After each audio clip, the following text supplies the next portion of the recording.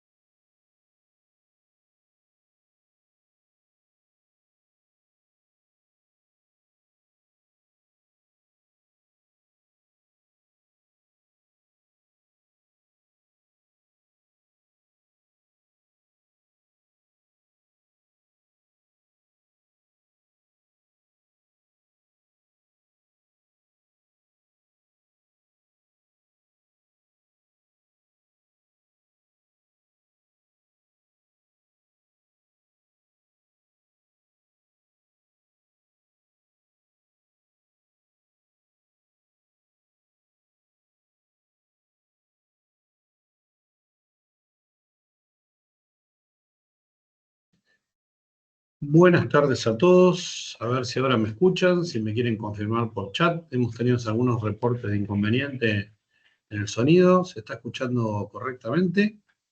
Les pido que me confirmen.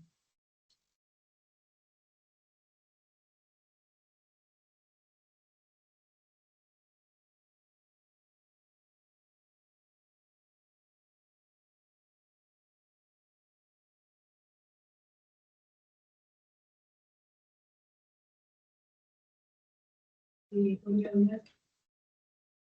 escucho yo?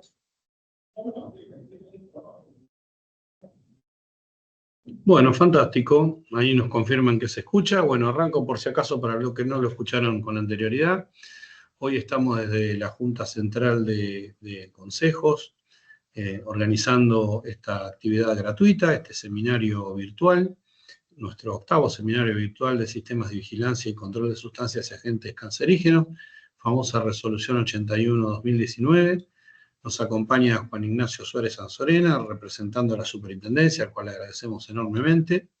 Y desde ya, qué mejor que nos venga a contar sobre esta normativa y sobre la aplicación de la misma, la propia entidad que desde ya regula y de alguna manera nos puede decir de forma directa y contestar de forma directa a nuestras dudas. Esta es una gran avance que hemos logrado en la Junta y que realmente estamos muy contentos por compartir con todos ustedes. Hemos tenido 1004 inscriptos, todavía sigue ingresando gente a la sala, pero bueno, y cuarto vamos a arrancar con la presentación de Juan Ignacio.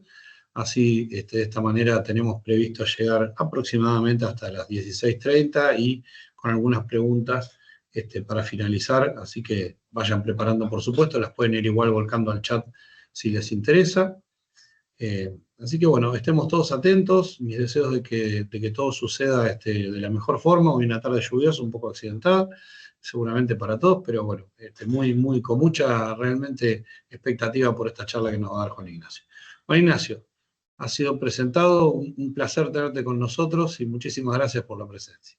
Bueno, muchas gracias por la presentación, gracias por la invitación también a la superintendencia a poder participar en estas charlas y poder brindar digamos, la mirada desde la superintendencia de toda la normativa y obviamente dar asistencia y poder responder a todas las consultas que vayan surgiendo, obviamente dentro de la medida de mis posibilidades, y después, bueno, las que queden pendientes las evacuaremos a través de algún mail que respondamos con las que queden pendientes. Bueno, voy a ver si podemos compartir ya la presentación. ¿Se ve bien ahí? Perfecto, ahí ya se está viendo, sí, sí. Bueno, listo. Entonces arrancamos así, vamos avanzando con el tema.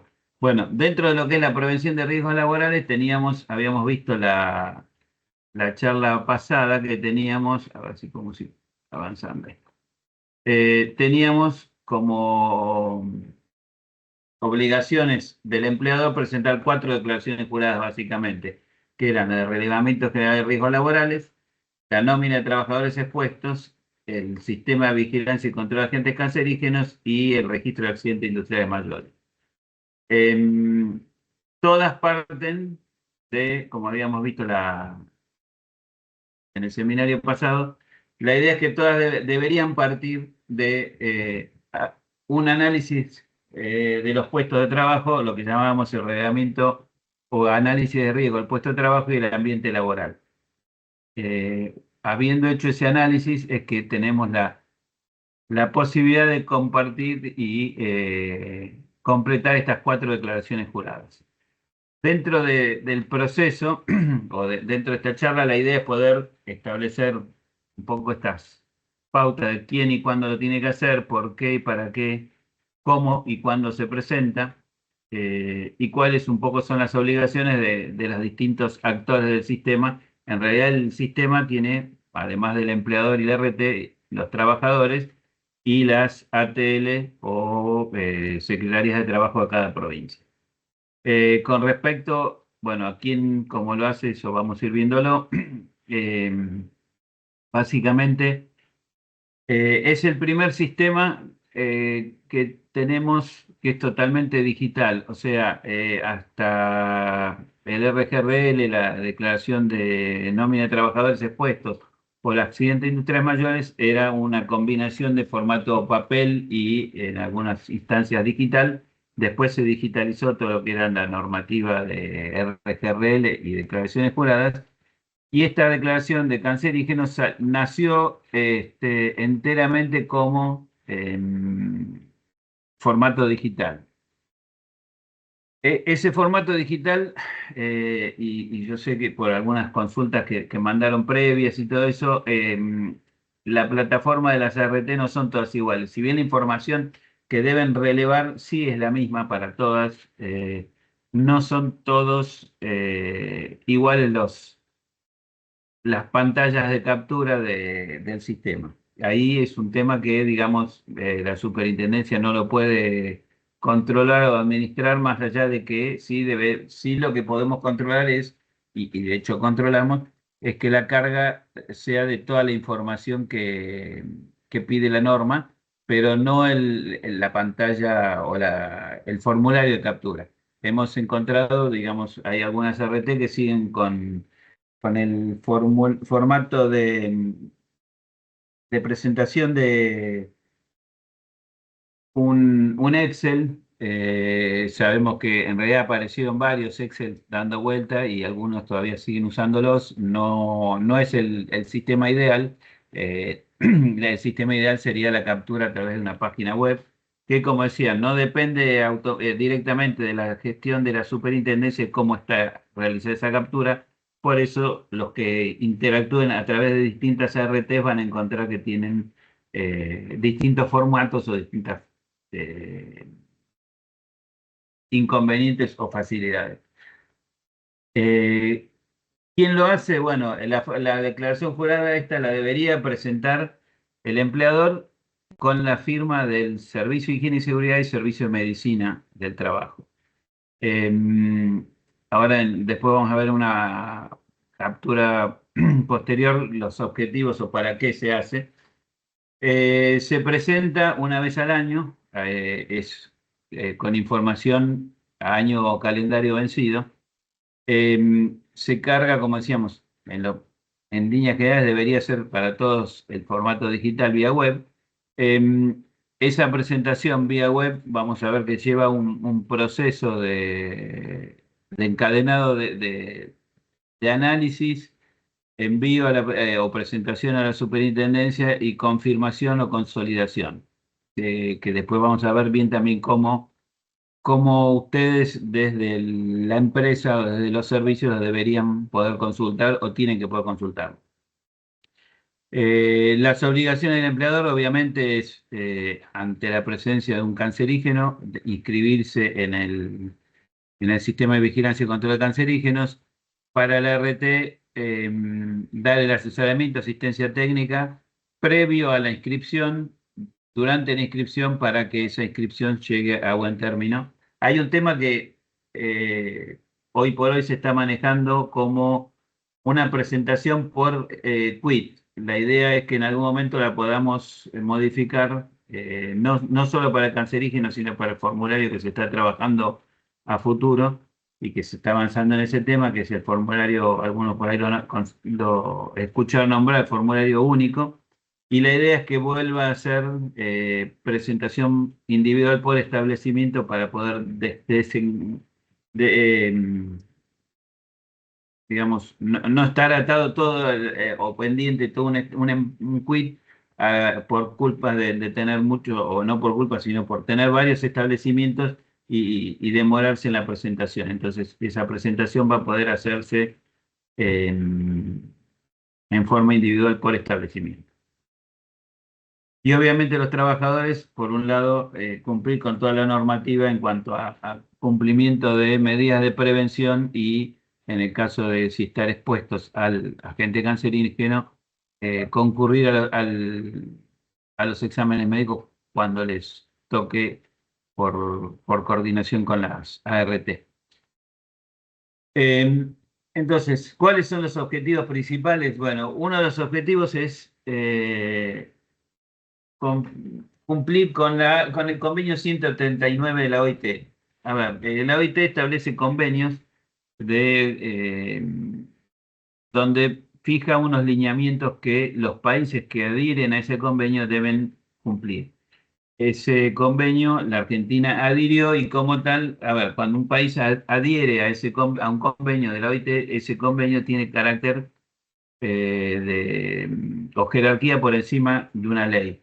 Con lo cual, al momento de adherir, ese convenio debe ser de cumplimiento obligatorio.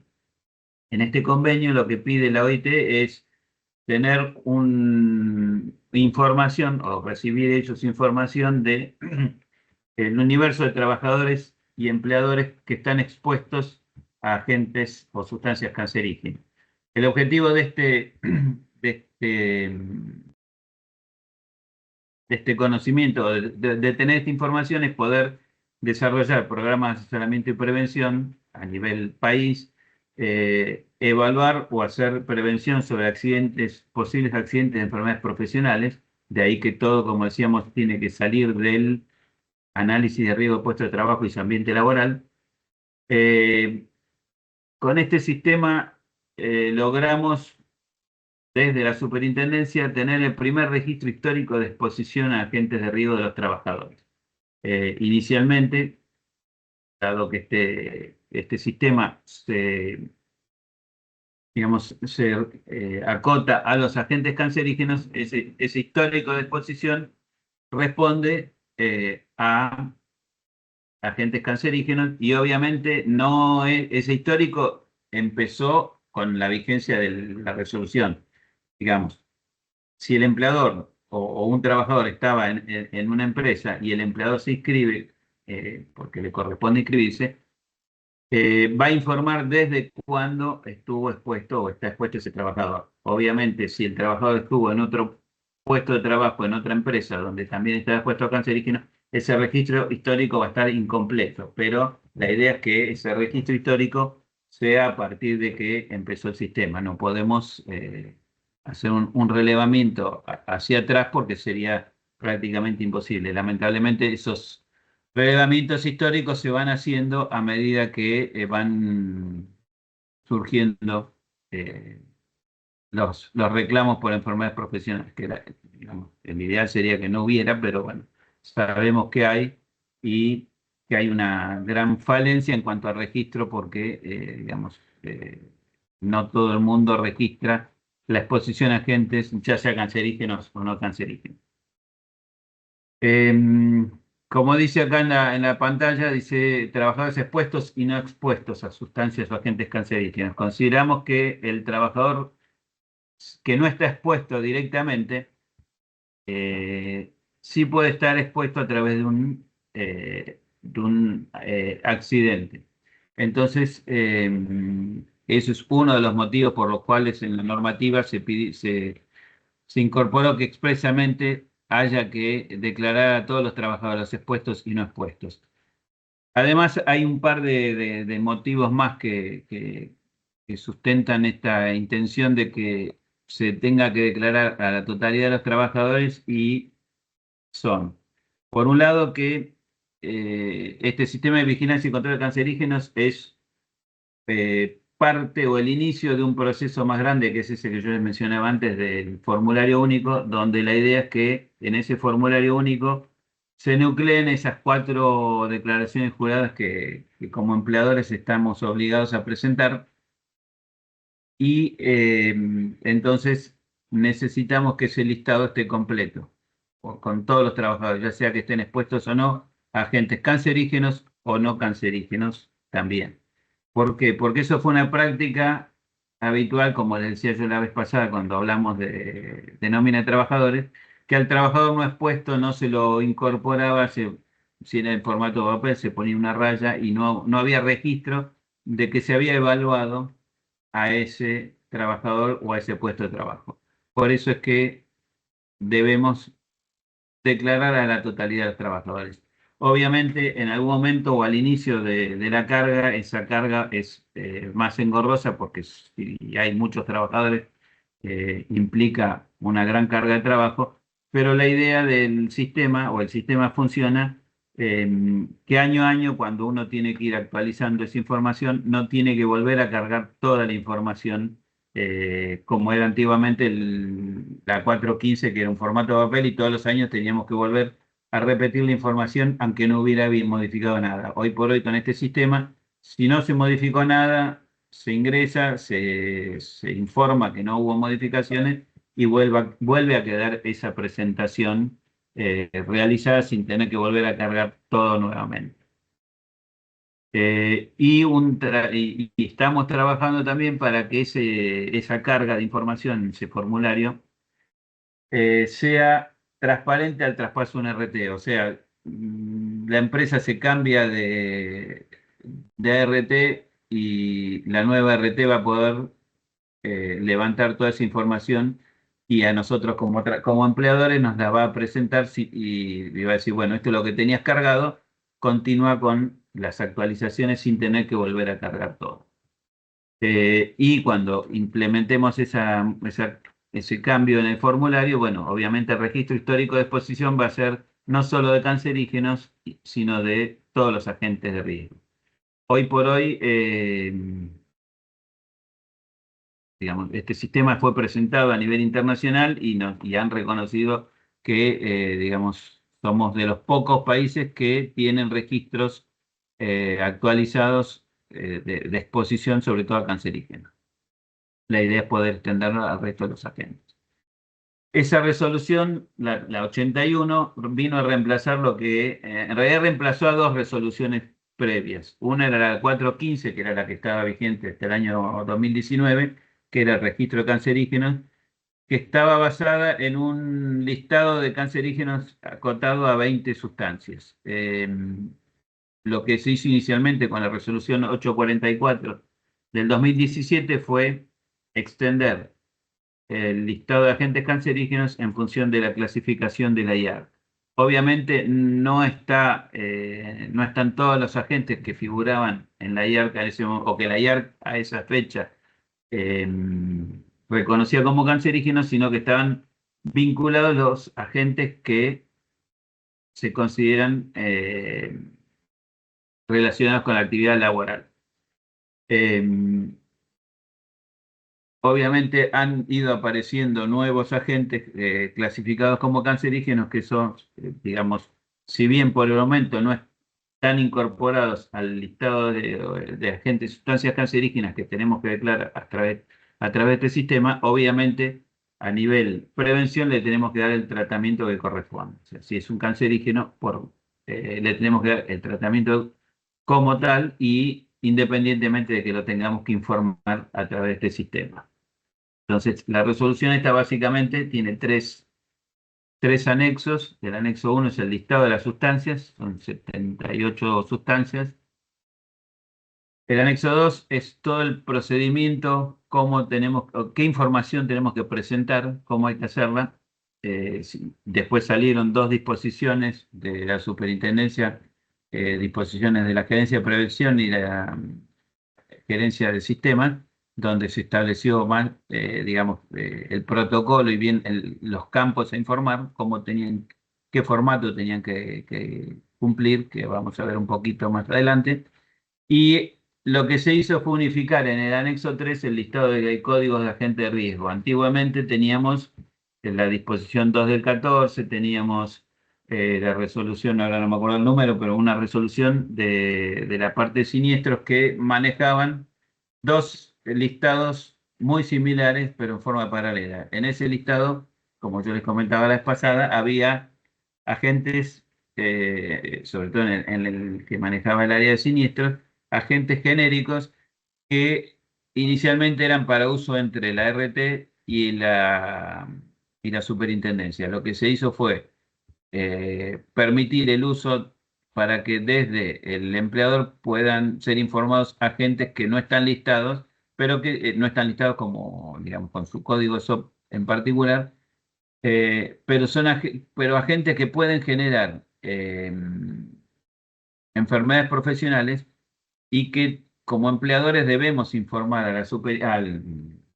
a nuestra RT para que nos pueda brindar ese asesoramiento y asistencia técnica. Si no tenemos forma de informarle cuáles son los agentes a los que estarían expuestos eventualmente nuestros trabajadores, porque no están en ese listado acotado, digamos, estamos impidiendo que el sistema funcione como debería ser, porque el sistema de riesgo de trabajo no está limitado a el listado de agentes o de enfermedades profesionales que está en el 658, sino que tenemos abierta la posibilidad de hacer reclamos por enfermedades no listadas.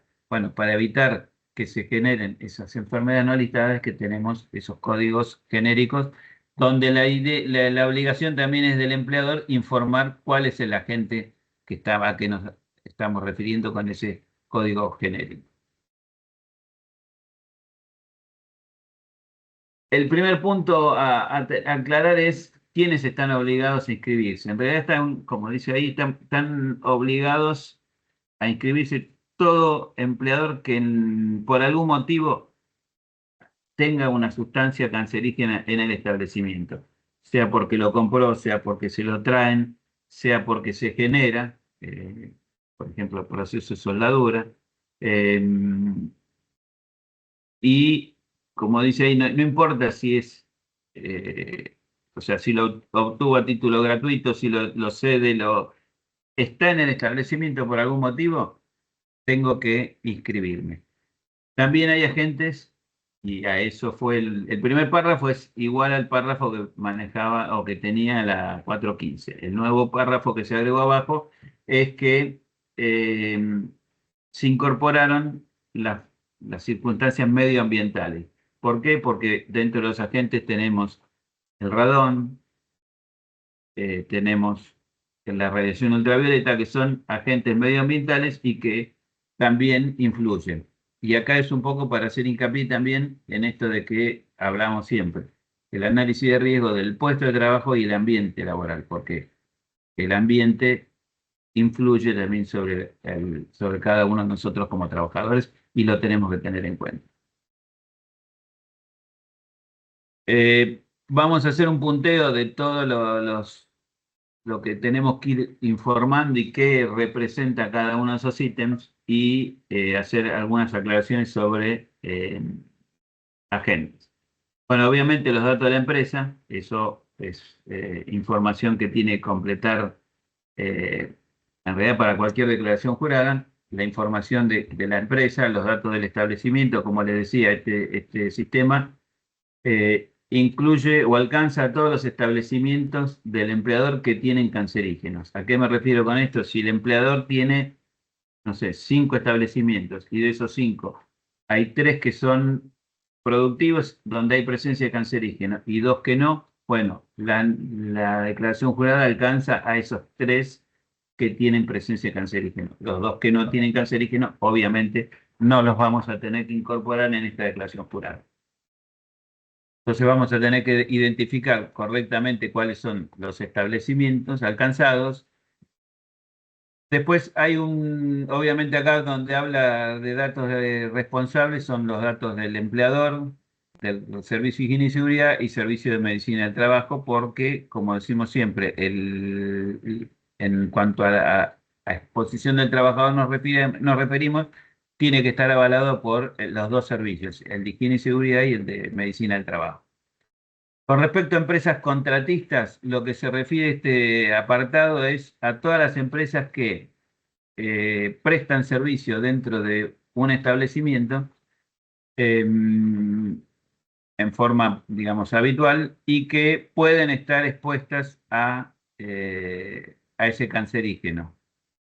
A ver, pueden ser que yo tenga el agente en mi establecimiento, pero mis empleados no tengan exposición y lo tengan sí terceros. Uno de los ejemplos que se da habitualmente de esta situación es en los centros de salud, donde quizás en el establecimiento tenemos un equipo de rayos, un equipo de tomografía, distintos equipos de acelerador lineal, otro tipo que trabajan con agentes de radiación ionizante, porque hacemos tratamientos con medicina nuclear, y por ahí en el establecimiento sí, tengo la presencia, tengo los equipos, pero la gente que actúa bajo ese quit del empleador no es, o mejor dicho, bajo el quit del centro de salud, no es el que opera los equipos y lo opera otra empresa. En ese caso, en ese apartado de empresas contratistas tendríamos que identificar cuáles son los empleadores que desarrollan su actividad en el establecimiento y con cuántos trabajadores intervienen. Ese apartado es simplemente eso, indicar el quit del empleador y la cantidad de trabajadores que concurren de ese trabajador al establecimiento. Con respecto a empresas tercerizadas sería el proceso inverso, o sea, yo tengo trabajadores que mando a un empleador a realizar actividades, por ejemplo, mantenimiento. Yo tengo una empresa de servicio de mantenimiento donde proveo el mantenimiento de distintos empleadores, lo que tengo y en esos empleadores hay presencia de cancerígenos. Bueno, yo voy a tener que declarar como empresas tercerizadas el establecimiento a donde, o sea, el quit del empleador, el establecimiento y la cantidad de trabajadores que envío a esas empresas.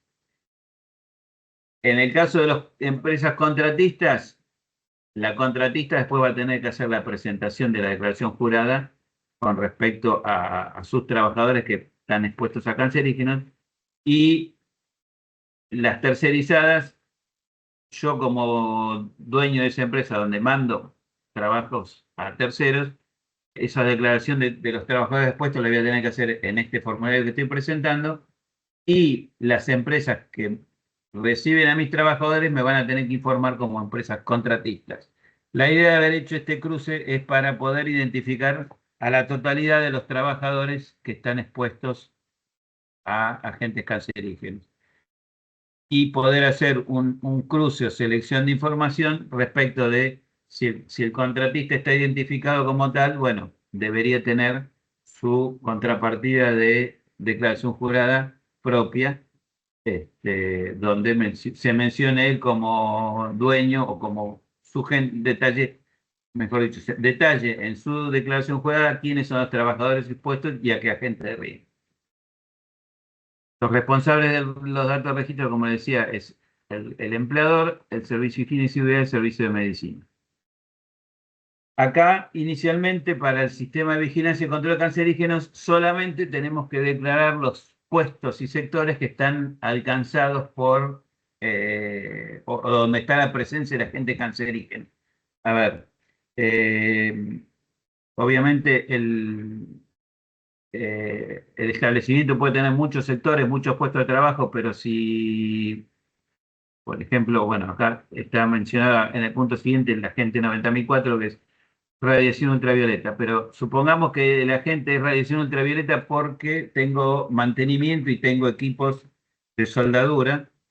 Obviamente el puesto y sector va a ser solamente el agente de mantenimiento que realiza las tareas de soldadura. Todos los demás puestos de mi establecimiento no los tengo que declarar como puestos y sectores, pero sí voy a tener que declarar a la totalidad de los trabajadores.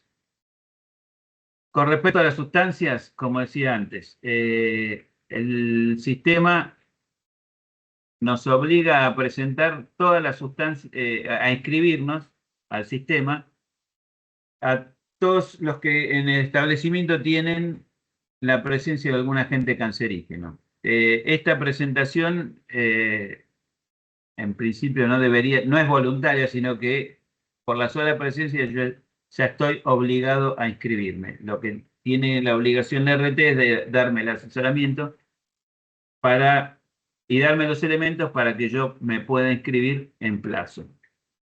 Si no tengo, digamos, pero la obligación es inmediata en cuanto yo tengo la presencia de ese agente. Con respecto a las sustancias cancerígenas, una de las más críticas o más consultas genera es justamente la radiación ultravioleta 90.004. ¿Por qué? Porque es una de las que puede ser de origen medioambiental o de origen, digamos, dentro del proceso a través de soldadura, a través de uso de lámparas ultravioleta. Y ahí hay que darle un tratamiento inicialmente distinto desde el punto de vista de la inscripción al sistema. O sea, obviamente no importa cuál sea el origen, si es ambiental o artificial, digamos, el origen de esa radiación ultravioleta, el agente está y es cancerígeno. Por una cuestión en su momento, al inicio del sistema, de la aplicación de este sistema de vigilancia, no se, digamos, se permitió o se exceptuó la obligación de inscribirse por radiación ultravioleta de origen solar. Y se aclaró en el anexo 2 de la resolución que ese era uno de los agentes que estaba exceptuado de inscribirse. Digamos, si el motivo de la presencia de ese agente era medioambiental, por, digamos, radiación solar, pero no obstante, eso no nos exime de declarar al trabajador expuesto en la nómina de trabajadores expuestos, darle todos los elementos de protección que correspondan, ropa de trabajo de protección, cremas con protección solar, si hace falta anteojos, eso va a surgir, digamos, del análisis de riesgo en cada caso. Pero mira, en este caso puntualmente se hizo la aclaración porque si bien era un agente cancerígeno que debíamos inscribirlo, se optó por dejarlo en principio no obligatorio porque convengamos que es muy grande la cantidad de trabajadores que están expuestos a agentes cancerígenos, o mejor dicho, a la radiación ultravioleta de origen natural. Todos los que están en el agro, trabajadores que están en la vía pública trabajando, construcción, hay montones de actividades que implicaría la inscripción por ahí por ese único agente. Entonces, inicialmente se había indicado que la radiación solar no era obligatoria la inscripción. En realidad, digamos, si el empleador lo quiere inscribir o se quiere inscribir y quiere declarar que tiene sustancia el agente 90.004 por origen solar, no hay ningún problema y lo puede hacer. O sea, el sistema está preparado para que funcione así. Con respecto a esto también vale aclarar algunas cosas. Hay sustancias o situaciones donde la evaluación de la cantidad es difícil o prácticamente imposible. O sea, ¿cómo mido yo a cuánta radiación ultravioleta estoy expuesto en tareas de soldadura, en tareas de, no sé, a radón, en tareas de campo en minería o otros agentes donde no tengo forma de evaluar? En principio, el sistema está pautado para que si el origen era medioambiental, no hubiera que poner cantidades. Algunas ART han implementado y digamos que no deja pasar o avanzar en la carga de la información si no le ponemos algún dato. Para la mayoría de las ART que nos han ido consultando, yo creo que ya casi la totalidad tuvieron la misma respuesta, es o los empleadores que nos han consultado, si el sistema me pide obligatoriamente que tengo que poner un dato, ese dato es, o la indicación fue poner un 1. Si ponemos un 1 ya sabemos que es porque no hay, o sea, es un campo que el formulario pidió carga obligatoria y es un campo que no debería haber sido obligatorio por esta situación. Em, Con respecto a los exámenes médicos, en realidad esos tres campos apartados que vemos ahí, exámenes médicos, estudios ambientales específicos y biológicos, son para indicar si el empleador, fuera de lo que establece la normativa, en realidad la normativa básicamente en lo que es higiene y seguridad, nos va a pedir que si estamos expuestos a un agente cancerígeno, se le hagan los controles médicos sobre esas sustancias cancerígenas. En ese caso, ese examen médico que ya se hace porque es el examen médico periódico, no deberíamos declararlo acá nuevamente porque ya se supone o se sobreentiende que si el trabajador está expuesto y está declarado como tal, esos exámenes médicos se le van a hacer. La idea de este campo es para poder informar el empleador si por algún motivo, ya sea por política propia de empresa, por alguna exigencia medioambiental o de otro tipo, se le hacen exámenes médicos adicionales a los trabajadores fuera eh, del examen médico periódico. Lo mismo si por cuestiones de medio ambiente tenemos que hacer estudios ambientales o biológicos, esos son los que tendríamos que estudiar ahí.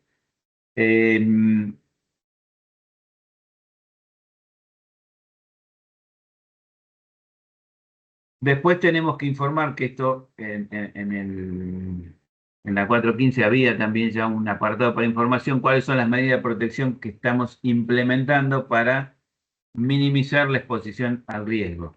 O sea, lo ideal sería poder eh, eliminar ese riesgo o reemplazar ese agente cancerígeno por uno que no fuera cancerígeno. En la medida que no se puede hacer, bueno, obviamente vamos a tener que implementar medidas de prevención, vamos a tener que eh, controlar que sean eficaces, que se implementen y vamos a tener que declararlas en esta normativa. Con respecto al tabaco ajeno, como se incorporó, si bien la mayoría hoy por hoy de los establecimientos son libres de humo, hay lugares que por cuestiones de distinto tipo está permitido fumar, no al trabajador, pero sí, por ejemplo, hay centros de internación donde a los pacientes se les permite fumar. Bueno, el trabajador está expuesto en este caso a humo de tabaco ajeno. Esos son los casos donde se va a informar y hay que tenerlos en cuenta como exposición del trabajador.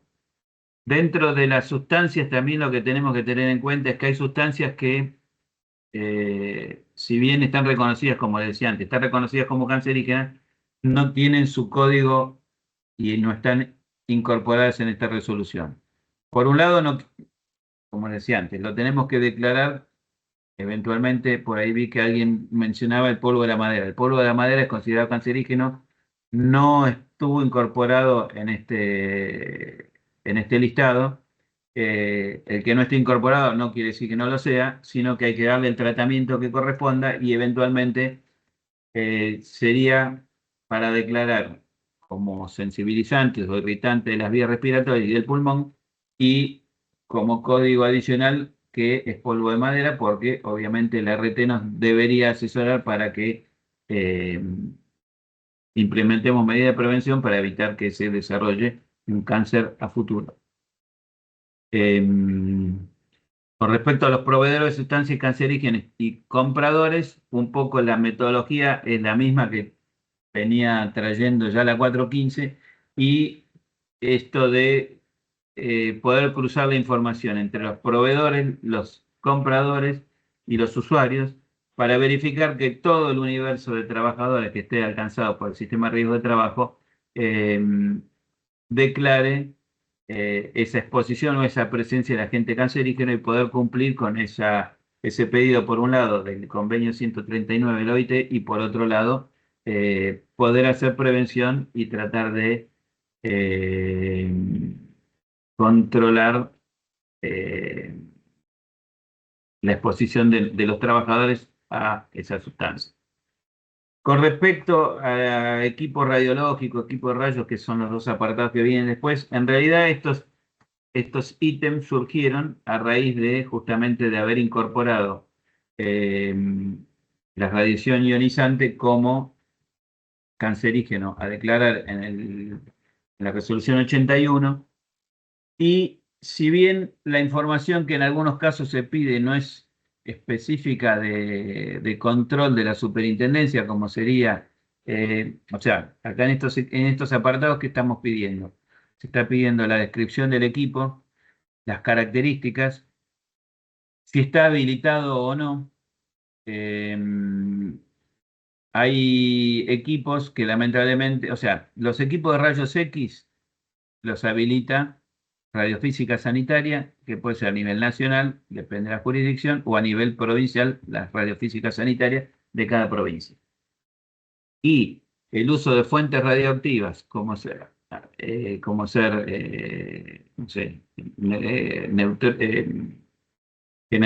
fuente de radiación neutrónica, el uso de yodo radioactivo, todo ese tipo de fuentes las regula la ARN, Autoridad Regulatoria Nuclear. Entonces, el pedido de desinformación de la habilitación de los equipos, la habilitación de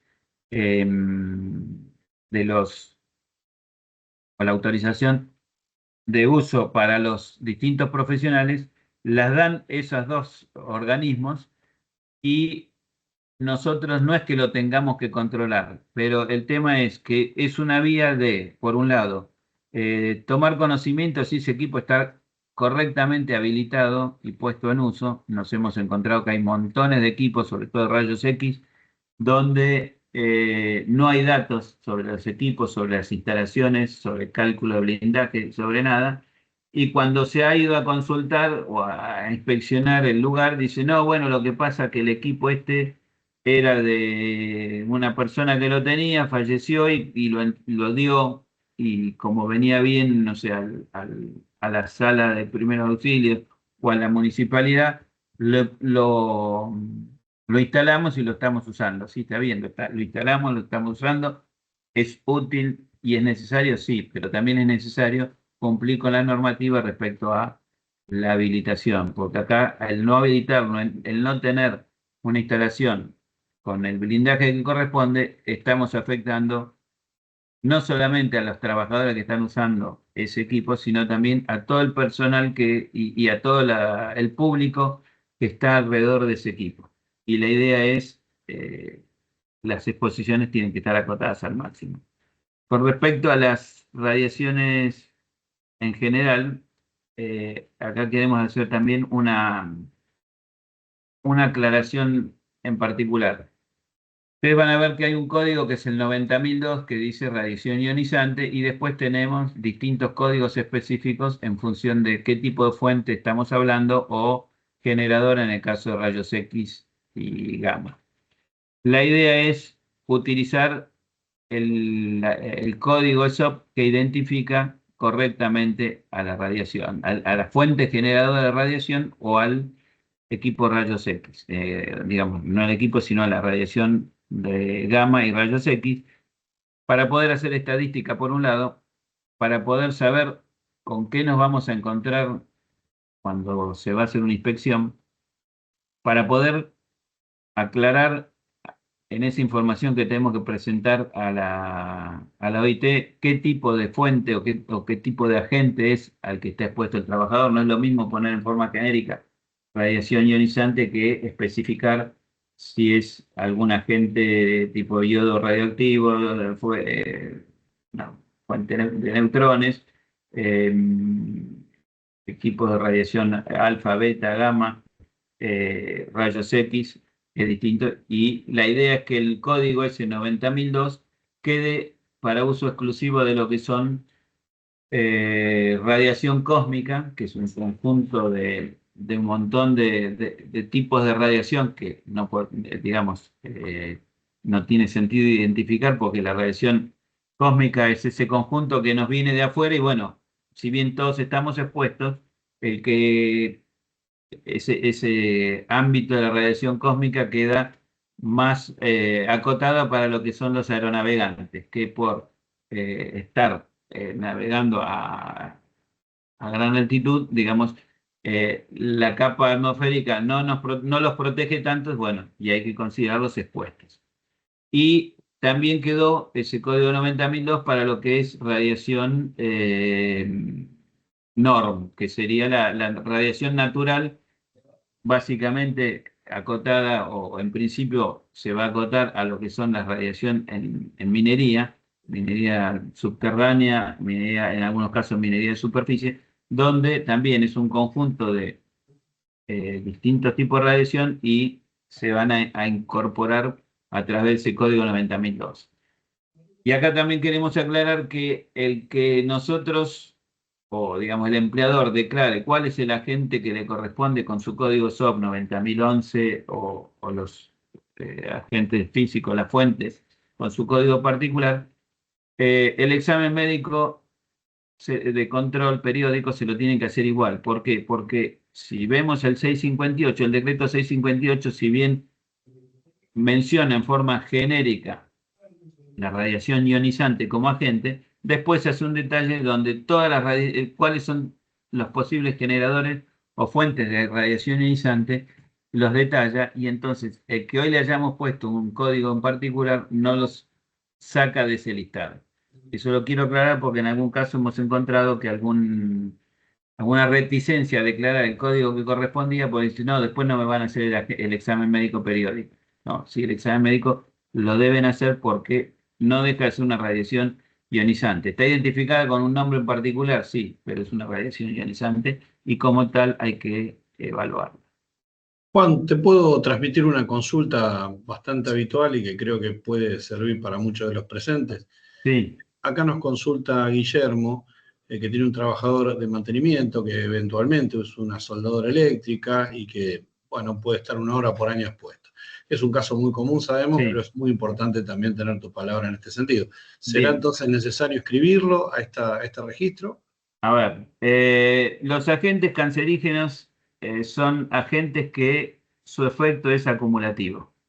Entonces, como tal, sí lo tenemos que declarar.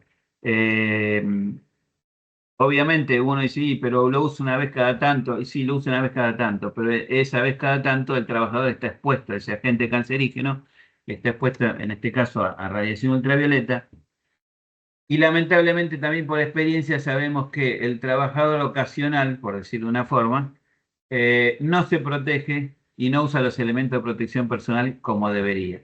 Si recuerdan en la presentación pasada que hicimos, había dos imágenes de dos soldadores, uno todo protegido y otro que le habían entregado la máscara de oscurecimiento automático y esa máscara estaba colgada en los fierros que tenía que después soldar. O sea, que le demos el elemento de protección no me garantiza nada.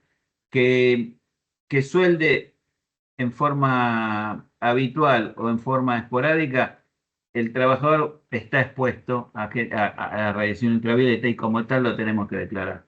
Sí, es una pregunta muy habitual y sí, es correcto que hay que declararlo. Reforzando sería el caso de presencia, ¿no? Que sería el caso de presencia de Claro, la o gente. sea, No sería un caso exclusivo, obviamente, digamos, de exposición. Con solo presencia ya es suficiente. es que, digamos, al tener ya el equipo de soldadora, yo sé que cuando lo prenda y suelde voy a tener generación de arte y generación de radiación ultravioleta. Y acá viene bien la consulta porque hay otro tema que tenemos que tener en cuenta y es que algo habíamos comentado la vez pasada en la otra charla, el tema de los humos de soldadura.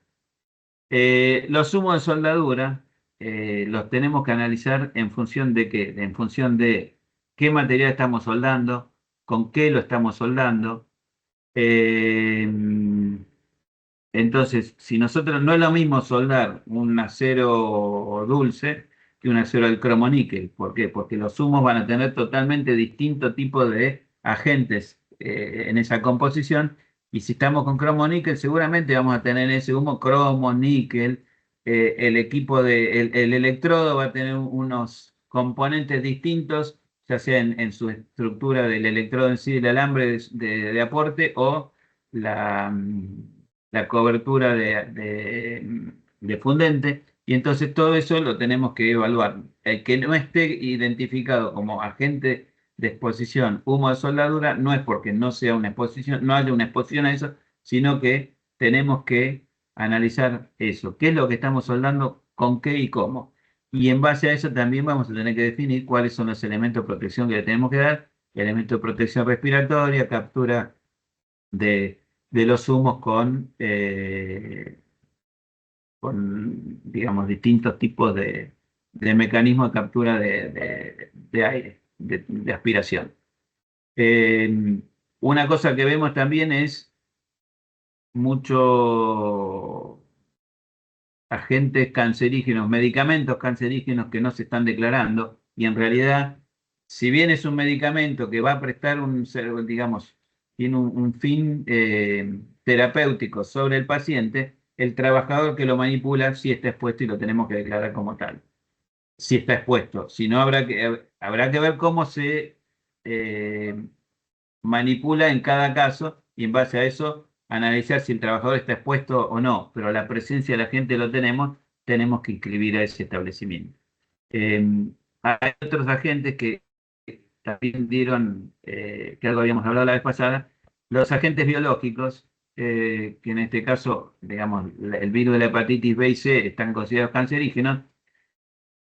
Ahí el problema que se genera es que hay una ley del Ministerio de Salud que dice que a los agentes biológicos como el virus de la hepatitis B, virus de la hepatitis C, tuberculosis, HIV, a todo ese tipo de agentes, no se le puede hacer al trabajador exámenes médicos periódicos.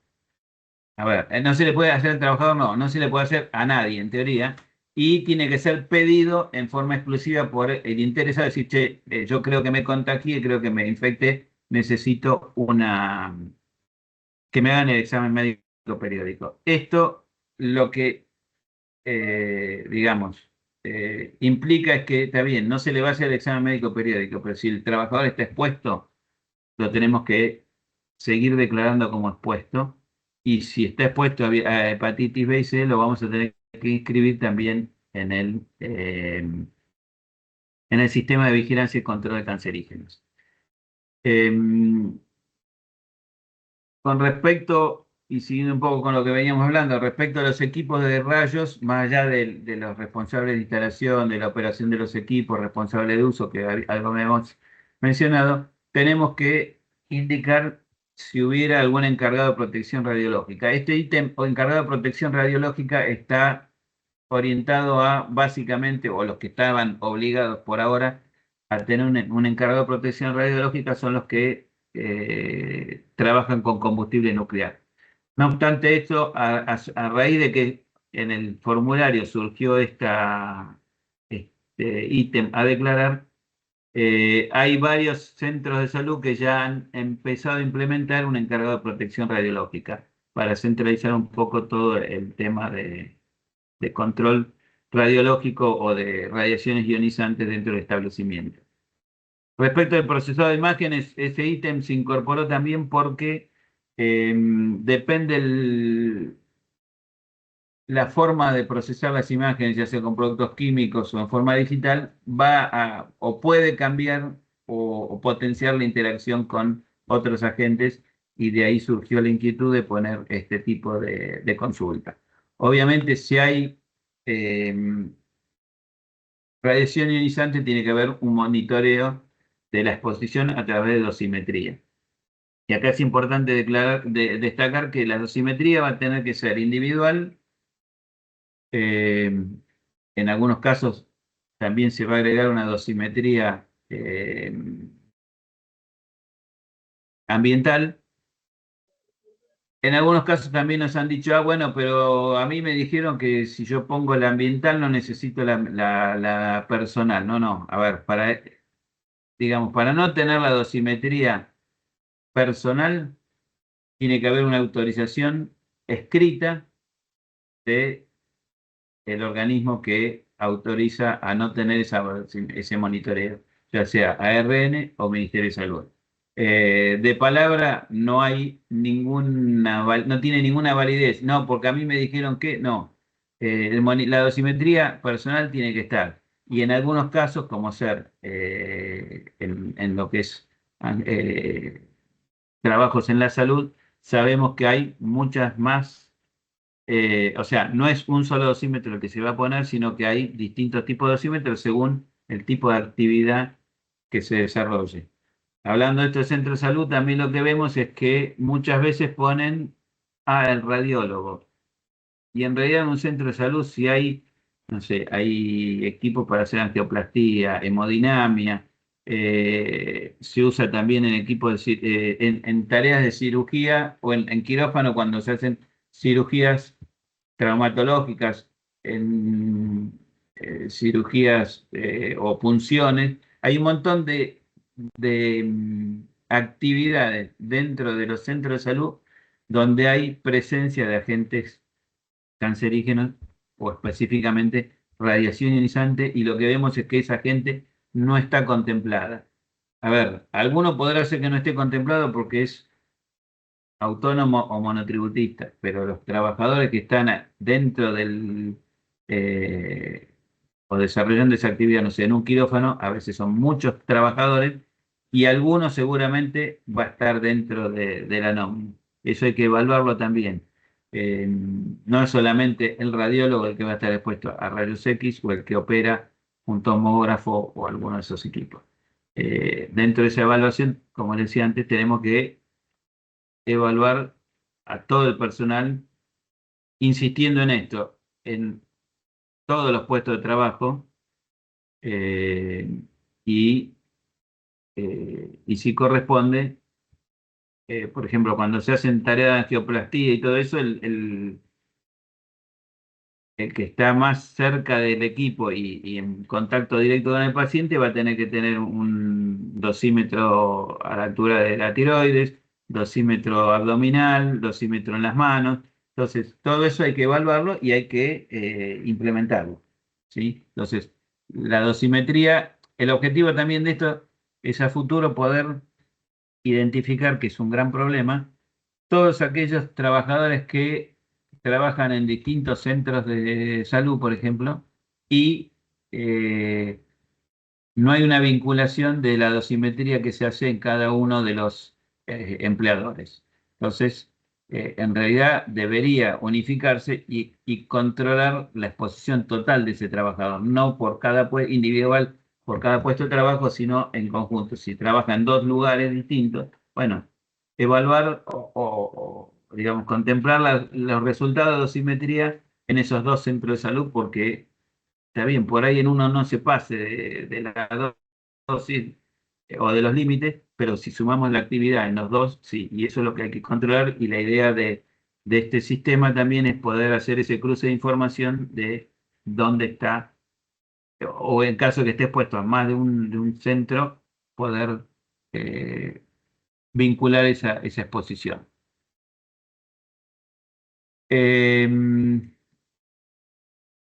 Había un tema más acá. No, ya va a venir más adelante. Bueno, ¿cuándo se presenta? Se presenta antes del 1 del 1 de abril de cada año. Hoy es la información que corresponde al año calendario anterior.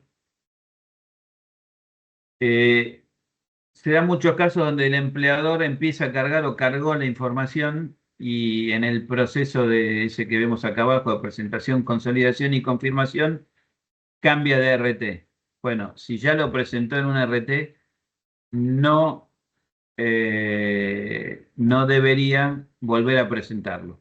Sí, informarle a la nueva RT, mirá, yo ya lo presenté, eventualmente darle una copia de esa presentación para que tenga la información, para que ya el año siguiente, primero, para que durante el año esa RT nueva le pueda brindar el asesoramiento, asistencia técnica que corresponda, y para que el año que viene le manda el recordatorio que se tiene que inscribir al sistema de vigilancia. Entonces, la inscripción se hace o sea, en plazo es antes del 1 de abril de cada año. El que no la hace en plazo no es que si no la hice antes del 1 de abril no la puedo hacer, no, tengo hasta el 31 de diciembre de cada año para hacerla. Y en realidad ese 31 de diciembre también tiene un plazo adicional, porque supongamos que, no sé, el empleador nunca se inscribió, la RT detecta el 15 de diciembre que tiene cancerígeno y que lo venía trayendo ya de años anteriores. Obviamente, 2 años para atrás no se va a poder inscribir ni lo va a intimar. La RT eventualmente va a decir, bueno, mira, si yo tomé conocimiento el 15 de diciembre, por ahí el 20 de diciembre manda una nota diciéndole, señor empleador, usted tiene que inscribirse en el SBCC y a partir del día de hoy tiene 20 días.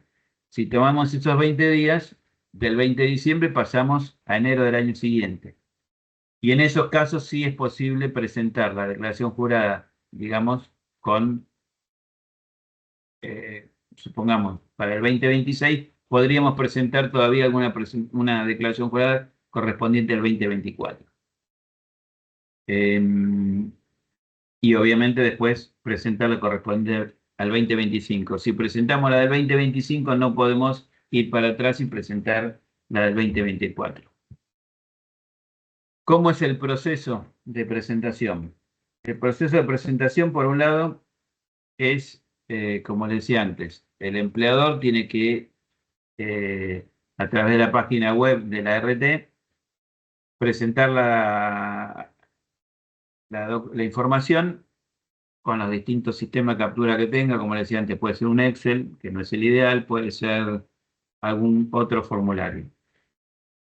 Esa presentación cumple,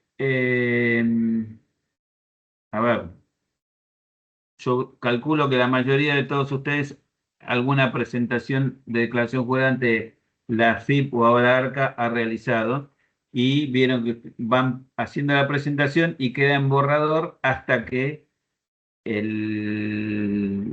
terminamos de cargar toda la información, apretamos el botón que dice enviar al organismo y ahí sale, previo controles de validación, sale la información o la declaración jurada a la AFIP o ARCA.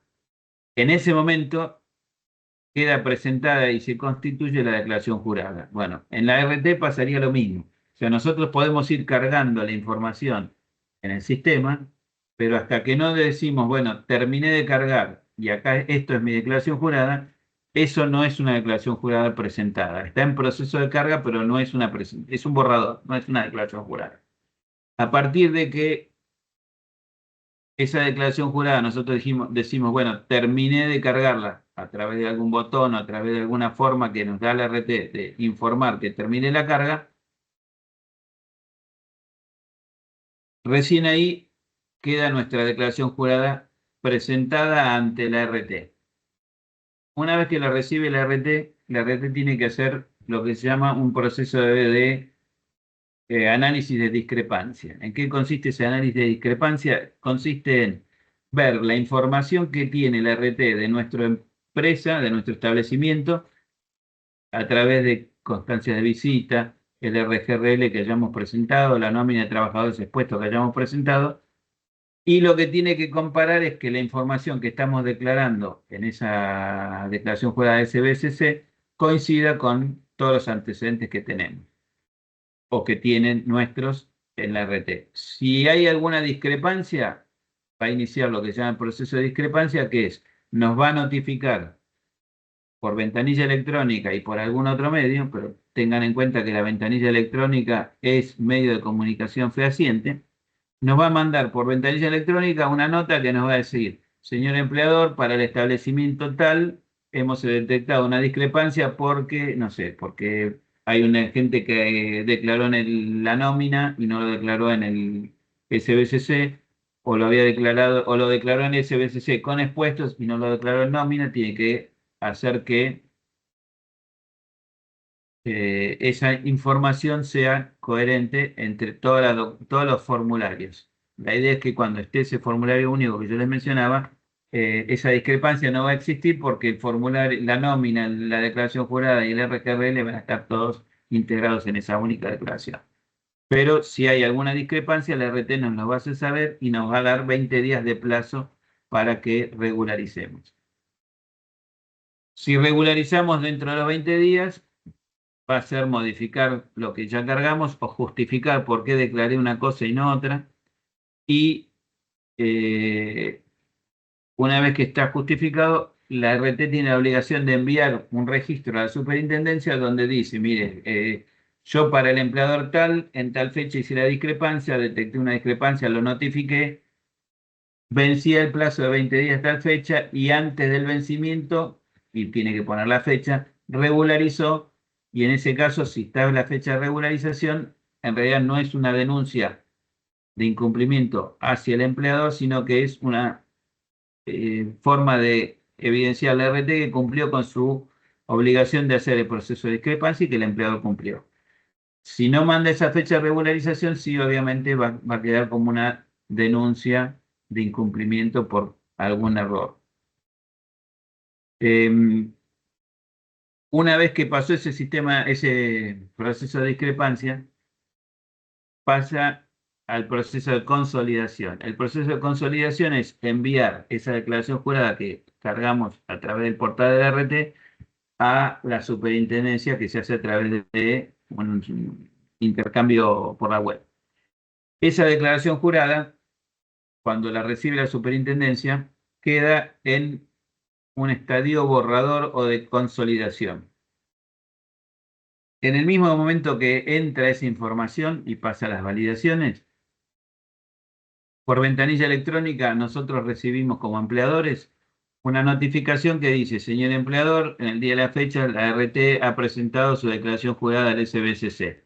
Tiene 10 días para confirmarla o rechazarla.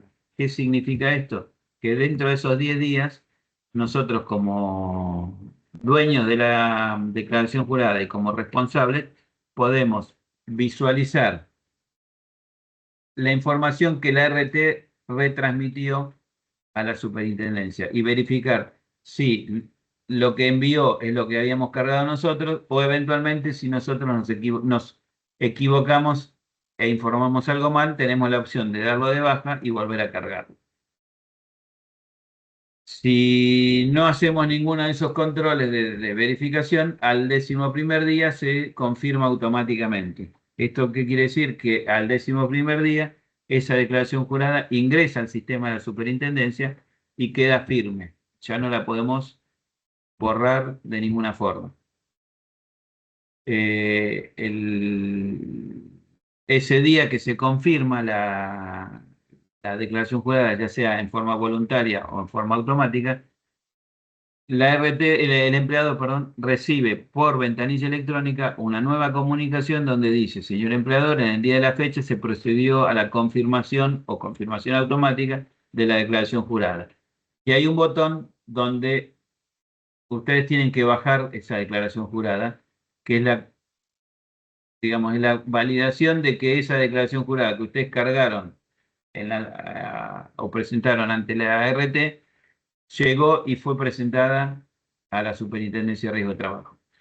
En todo este proceso, obviamente, la ART les tiene que dar una constancia y les tiene que permitir bajar el formulario, o de alguna forma hay distintos formularios que presenta la ART, donde ustedes pueden demostrar que han presentado la declaración jurada y que si no la ven en el sistema de ventanilla electrónica como confirmada es porque está dentro de este proceso de consolidación y confirmación que les decía.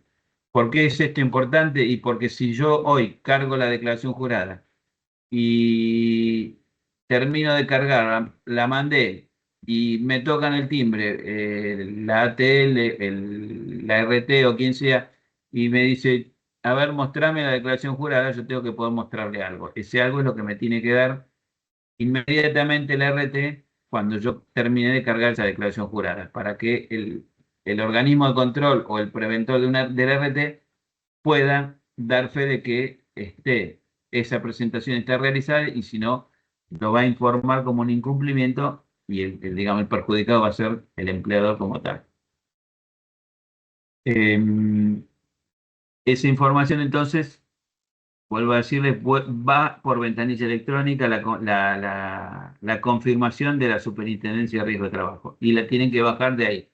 Sabemos que a veces también es un problema porque eh, el, la clave de la FIP la tiene el contador y no se la quiere dar a nadie. Bueno, ahí habrá que hacer las gestiones para decirle al contador, che, toda esta información, que no es solamente, digamos, la declaración jurada de cancerígeno, sino hay un montón de información de las ART y que no están relacionadas solamente con, digamos, temas económicos o valores de alícuotas, sino citaciones para exámenes médicos, eh, rechazo de reclamo de enfermedades profesionales, rechazo de accidente, citación para seguimiento de casos de accidente o cualquier otro tipo de comunicación o este tipo de información sobre las declaraciones juradas. Incluso ahora también muchas RTs ya tienen el sistema de constancia de visita digital y la constancia de visita digital, más allá de que puede llegar a través de un mail al responsable de higiene y seguridad o a la empresa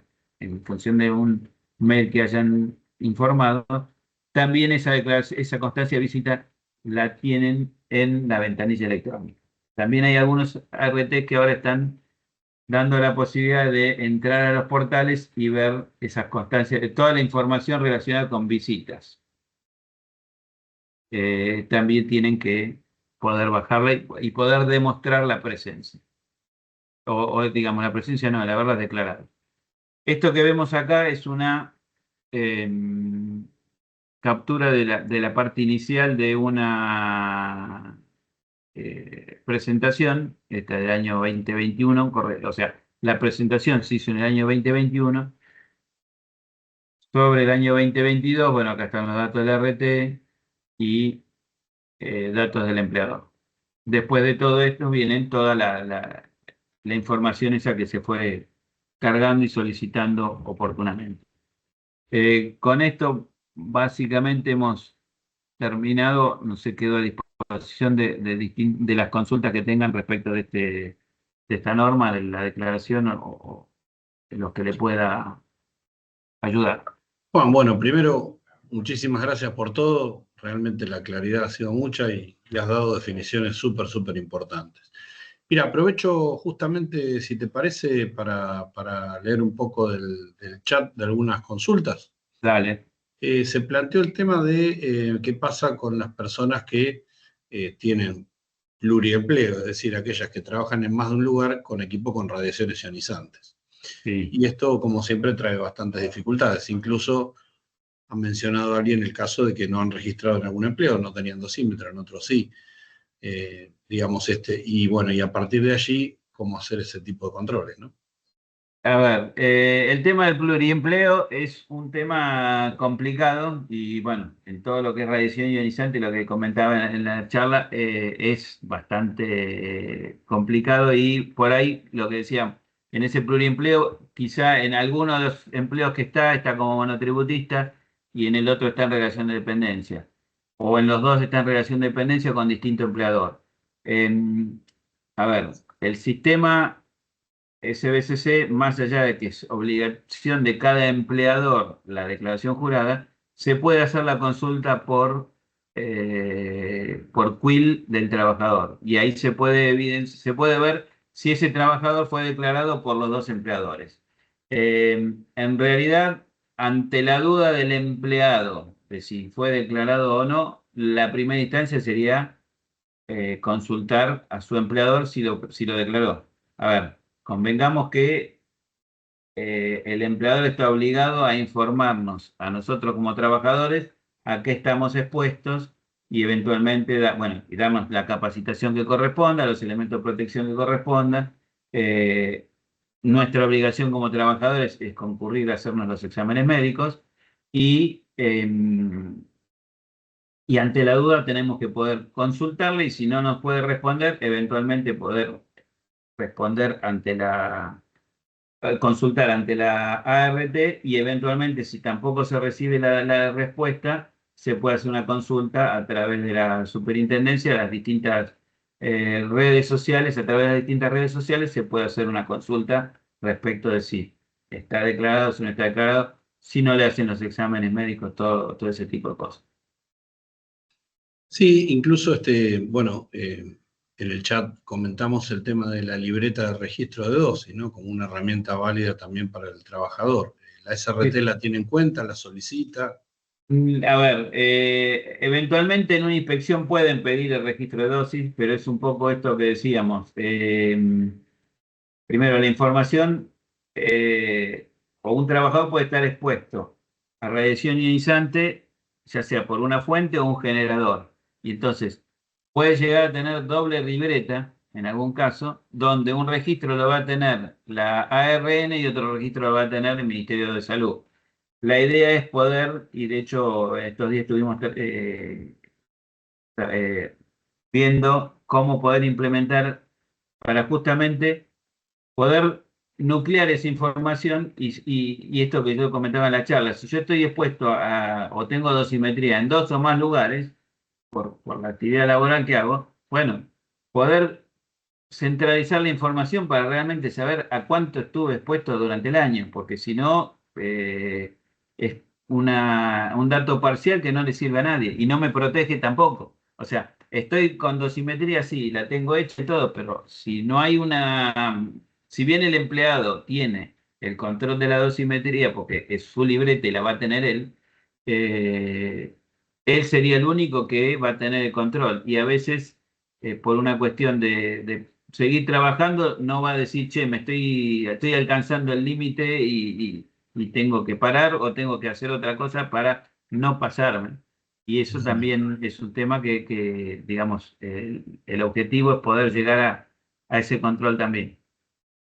Bueno, queremos invitar, si les parece, a los participantes, quienes quieran realizar alguna pregunta a Juan Ignacio, con todo gusto, levanten la mano, por favor, para poder darles micrófono y trasladarle algunas preguntas directamente, en este caso, de los temas que ustedes quieran. Acá charlamos de ionizantes porque fue uno de los últimos, pero a disposición. Tenemos interesados, a ver si están levantando la mano. Si alguien levantó la mano. A ver si podemos habilitar.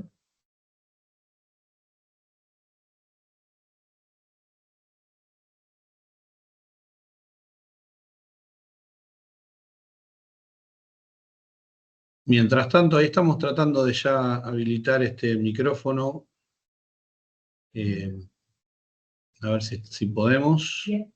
Ahí hay alguien que pregunta sobre. Bueno, ya estaba Hubo hecho un lo tema de de. benceno, también alguna consulta de benceno. Si querés ir adelantando mientras vemos si podemos abrir el micrófono. A ver, bueno, de benceno.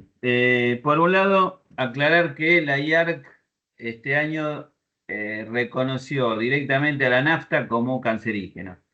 Hoy por hoy no está incorporado el agente como tal en la nómina, digamos, en el SBCC, ni siquiera tampoco como nafta en los ESOP a declarar. pero la nafta en sí tiene benceno, ese benceno es cancerígeno, y acá tenemos que tener en cuenta lo siguiente, y sobre todo el problema lo tenemos mayormente en estaciones de servicio. Tenemos muchos casos de estaciones de servicio donde reconocen tener el benceno y no reconocen la exposición, y eso es un gran problema. ¿Por qué? Porque tenemos también historial y antecedente que hay muchos trabajadores de estaciones de servicio que tienen desvíos en sus exámenes médicos periódicos por exposición al benceno. Eh, y acá hay que hacer hincapié en un poco lo que hablábamos la vez pasada. La exposición no está dada por una medición, entonces que yo mida y en una estación de servicio obviamente no voy a detectar benceno porque por una cuestión constructiva y de requisitos de la eh, Secretaría de Energía, no puede haber atmósferas explosivas. Entonces no voy a detectarlo o el equipo me va a decir no se detecta benceno en el ambiente. Eh, pero el benceno en el aire, en el ambiente, lo único que estaría contemplando es una vía de ingreso que es la vía inhalatoria.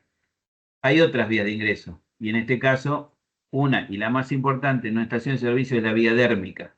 Entonces, todo playero va a estar expuesto, todo playero que expenda combustible líquido, nafta, va a estar expuesto o debería estar considerado expuesto en la nómina de trabajadores expuestos y obviamente en el sistema SBCC. Lamentablemente no pasa en algunos casos y estamos trabajando para tratar de regularizar eso y que el trabajador que está expuesto tenga la vigilancia de la salud que le corresponde. O sea, acá tenemos que entender que tanto el sistema de vigilancia y control cancerígeno como la nómina de trabajadores expuestos no es para ir a buscar, digamos, multar o tratar de generar algún tipo de presión o de sanción sobre el empleador, sino el único objetivo es la vigilancia de la salud del trabajador y lo que plantea el sistema de la ley de riesgo, la ley de higiene y seguridad, que el trabajador, que cada uno de nosotros vayamos a nuestro trabajo y volvamos a nuestra casa en condiciones de salud.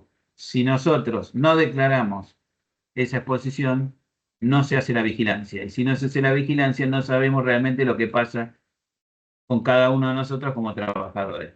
Por eso Totalmente, siempre, totalmente. siempre insistimos, tenemos que declarar la exposición, la real, la que hay. Obviamente no sirve de nada declarar exposición a gente que no tenemos, ni esconder exposición que tenemos. Tenemos que declarar lo que hay. Para que se den una idea, si bien es un dato extra, porque no es un dato que, digamos, ingresa oficialmente a través de sistemas, digamos, oficiales. El registro que tenemos en base a distinta información que presentan las RT es que menos del 10% de la población de trabajadores está considerada como expuesta a algún agente.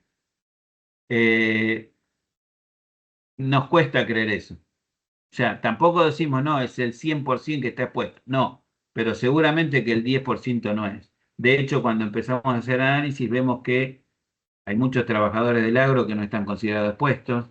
Y a ver, el agro, para empezar, tenemos exposición radiación ultravioleta, agroquímicos. Y agroquímicos muchas veces no, dice, pero sí es banda verde. ¿Y qué tiene que ver que sea banda verde? Leamos la letra chiquita que dice cuáles son los efectos agudos y crónicos de ese agente. Dice, ah, no, pero no lo aplica. Sí, está bien, no lo aplica, pero está parado mirando cómo pasa el aplicador o después de que lo aplicaron, tiene que entrar a controlar el campo. Entonces, vuelvo a insistir, tenemos que evaluar todas las condiciones. Hubo una investigación que hizo el INTA hace unos años en las afuera de una ciudad, no me acuerdo de qué ciudad, en Entre Ríos, donde evaluaban la contaminación ambiental, monitoreando la calidad del aire. Y detectaron que a lo largo de los 12 meses del año había glifosato en el ambiente, cuando no se aplica glifosato todo el año. Y entonces hay que tener en cuenta también eso, que el ambiente, o sea, lo que estamos generando, más allá de que está bien, el sistema de riesgo de trabajo está acotado a los trabajadores, pero digamos, más allá de que somos trabajadores, cuando estamos afuera de nuestra actividad laboral, también podemos estar expuestos como consecuencia de acciones o omisiones que hacemos en nuestra actividad. Totalmente. Bueno, ahí tenemos a Mónica Piatti con una consulta, hay varias consultas. A ver, Mónica. ¿Qué tal? Bueno, primero, muchas gracias por hacer esta charla, muy clara toda la información. Donde yo trabajo, como responsable de seguridad e higiene, tenemos personal de mantenimiento que hace tareas de soldadura, entonces, bueno, ya me quedó claro. Igualmente, mi asesor de la ART me había dicho que era sin tiempo de exposición, siempre hay que declararlos, bueno, así que los tenemos declarados. Después tenemos una persona con sílice, que también es claro, y el tema de mi consulta es respecto del humo de cigarrillo. Por una cuestión cultural, en un espacio abierto, estamos en provincia de Buenos Aires, en un espacio abierto lo tenemos como permitido fumar. Ese es el único lugar donde se puede fumar. Pero desde la dirección y desde el Servicio de Seguridad e Higiene quisiéramos eliminar ese lugar también, ¿no es cierto? ¿Hay algún arma que podamos usar, algún arma legal para convencer a los trabajadores que tiene que ser libre de humo, basándonos en algo? En principio, no, tendrías que ir por el lado de edificio libre de humo y ver la normativa esa. O sea, o fijarlo también como política de la empresa, que querés que sea un edificio libre de humo, y publicarla digamos, y hacerle tomar constancia a todos los trabajadores que por política de la empresa, a partir de cierta fecha, van a incorporarse o pretenden ser considerado un edificio libre de humo. Yo creo que tienen que ir por ese lado. Muchas gracias. No, no. Bueno, tenemos a Cecilia Miri con otra consulta. Cecilia. Hola, ¿qué tal? Buenas tardes. Buenas tardes. Mi consulta es muy específica. Donde nosotros trabajamos tenemos una discusión porque manejamos un producto en muy poca cantidad, pero que es sospechoso de cancerígeno, pero es un sensibilizante por piel y de pulmón. Eso debería estar inscripto, ¿no es cierto? A ver, el tema es que ese agente o ese producto que vos estás usando, primero hay que ver si está dentro del listado del anexo 1 de... No, no está. Bueno, entonces, si no está, y vos, por un lado, si es un agente químico, deberías tener una ficha de datos de seguridad identificado con el SGA, Sistema Globalmente Armonizado, y ahí te va a decir si está catalogado o si es cancerígeno, probablemente cancerígeno, y eventualmente te va a dar pautas para el control digamos, los procedimientos de trabajo que tengas que implementar y las medidas de prevención para tratar de minimizar la exposición del trabajador. O sea, el peligro como tal lo tenés porque si vos no podés reemplazar ese agente, el peligro está presente. Lo que vos tenés que implementar son medidas de prevención para minimizar la exposición. Perfecto, pero si por no otro está lado, listado, no lo tengo que declarar. Sí, ¿cómo? como sensibilizante, que si no está listado, no lo puedo declarar. No, a eso iba. Pero sí tomar las medidas de prevención. Sí, Sí declararlo como sensibilizante. A ver, dentro de esa ficha de datos de seguridad te va a decir, además, si es sensibilizante, si es irritante. Sí, lo es. Bueno, entonces, por un lado, por ese código SOP lo vas a declarar como sensibilizante, como irritante, como corresponde. Sí. Por otro lado, vos podés agregar el código específico, ahora no me acuerdo el número en particular, pero es 40.000 y algo, que es agente de riesgo genérico o otros agentes de riesgo químico, indicar cuál es el nombre, porque en función de ese agente a ver, convengamos que productos químicos, hay millones de productos químicos, y todos los años se generan nuevos compuestos químicos porque, a ver, la industria química todos los días saca uno o más agentes químicos nuevos. Entonces, en los códigos ESOP no los vas a tener todos identificados. Vas a tener, a través de la ficha de seguridad de la clasificación SGA, cuáles son los peligros para la salud. Generalmente Sí. lo vas a tener identificado en forma genérica. Sí, es un agente sensibilizante, irritante, lo que fuere. Y a través del código este genérico que yo te planteaba, vos podés indicarle al RT específicamente cuál es el producto que estás usando. ¿Para qué? Para que el RT te dé asesoramiento, asistencia técnica. Vuelvo a insistir con Perfecto. esto. La obligación del sistema es prevenir.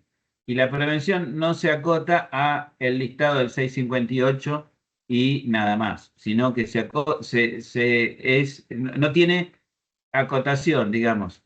Todo elemento que yo utilice a nivel laboral debe estar de alguna forma evaluado y controlado para evitar una enfermedad, ya sea listada o no listada. O sea, no está Sí. acotado a lo listado la actividad de prevención de la RT ni la nuestra como servicio de higiene y seguridad. Entonces, nuestra obligación para que la RT nos pueda dar el asesoramiento, asistencia técnica, es decirle, mira, sí, tengo un irritante, tengo un sensibilizante, es este, se llama así. ¿Para qué? Para que puedan evaluar ellos también qué asistencia y colaboración nos pueden dar. Perfecto. Muchas gracias. No, al No. contrario, vos, Cecilia. Bueno, tenemos Juan Pablo de la Torre con otra consulta. Sí, Hoy pobre lo estamos matando acá, Juan Ignacio, le estamos no, dando está con bien, todo. está Juan, bien, está cuando bien. vos consideres nos avisas. Vos sabés que nosotros somos deseosos de aprender, así que No, está bien, mientras pueda ayudar, no hay ningún problema. agradecido. Juan Pablo, ¿estás por ahí? Bueno, no está Juan Pablo. Mientras aparece, a ver si retomamos, por ahí se le desconectó. Tenemos una Ahí ya levantó la mano de vuelta. respecto cuando no hay médico laboral, ¿no? Es decir, si firma, quién firma en el caso de no haya medicina laboral, sobre todo en las pymes acá, no recuerdo quién fue bueno, que nos hizo la consulta acá, A Julián ver, Raposo, nos hizo la consulta a ver cómo se maneja en ese caso. el tema es que para el servicio de medicina laboral no hay excepciones. Todo empleador debería tener servicio de medicina laboral. Si bien el 1338, si lo miramos, en el artículo dice excepciones en servicio de medicina laboral, en realidad dice como que hubiera excepciones, pero no existen excepciones para el servicio de medicina laboral. Lo que habla la tabla, que ahora no me acuerdo que el número del artículo, es la carga horaria de servicio médico dentro del establecimiento, no excepciones. O sea, a partir de una cierta cantidad de trabajadores equivalentes, el empleador está obligado a tener un servicio de medicina con presencia en el establecimiento, pero el servicio debería estar siempre. Sabemos que lamentablemente no es así y a veces lo que tienen es un servicio de control de ausentismo, que no es un servicio de medicina laboral. A ver, en rigor de verdad deberían estar, y sobre todo si hay un cancerígeno. Si tenemos un cancerígeno, ni hablar que debería tener, por más que sean 2 trabajadores, debería contar con un servicio de medicina. Y acá hago hincapié en esto que hablamos siempre. Todos estos formularios de declaraciones juradas no deberían ser completadas solo por el servicio de higiene o solo por el servicio de medicina o por ninguno de los dos, como vemos muchos casos, y lo termina completando alguien que no tiene ningún tipo de conocimiento. Debería estar, y de hecho por eso los formularios lo tienen, la firma del empleador como responsable del servicio de medicina y servicio de higiene. Bueno, Nosotros, toda una definición, ¿no, Juan? Es decir, sobre todo para el mundo pyme, es bien compleja la situación, pero sí, bueno. sí, no, obviamente sabemos que es una situación compleja, pero a ver, es indudable que si hay una presencia de un agente cancerígeno, no podemos obviar tener ese servicio de medicina, ni un servicio de higiene y seguridad. Y lamentablemente sabemos que pasa. Y hace un par de años surgió una campaña de inspecciones desde la superintendencia y se orientó a las empresas de galvanoplastía, ¿Por qué? Porque es una actividad que tiene muchos agentes cancerígenos. No quiere decir que todos los agentes los tengan en el mismo establecimiento, va a depender de la rama de actividad de la galvanoplastía que ejecuta, pero digamos, prácticamente cualquier rama de la galvanoplastía tiene cancerígenos y nos encontramos con que hay muchos empleadores de esa actividad que no declaran nómina de trabajadores expuestos, que no tienen servicio ni de medicina ni de higiene, y es un problema. ¿Por qué? Porque Los niveles de exposición probables pueden ser muy altos. a nivel exposición y a nivel vigilancia de la salud de los trabajadores no estamos cumpliendo con nuestra obligación como empleadores de garantizar la salud del trabajador. Bueno, ahí lo tenemos de nuevo, Juan Pablo. Juan Pablo, a ver si ahora sí podemos conectar.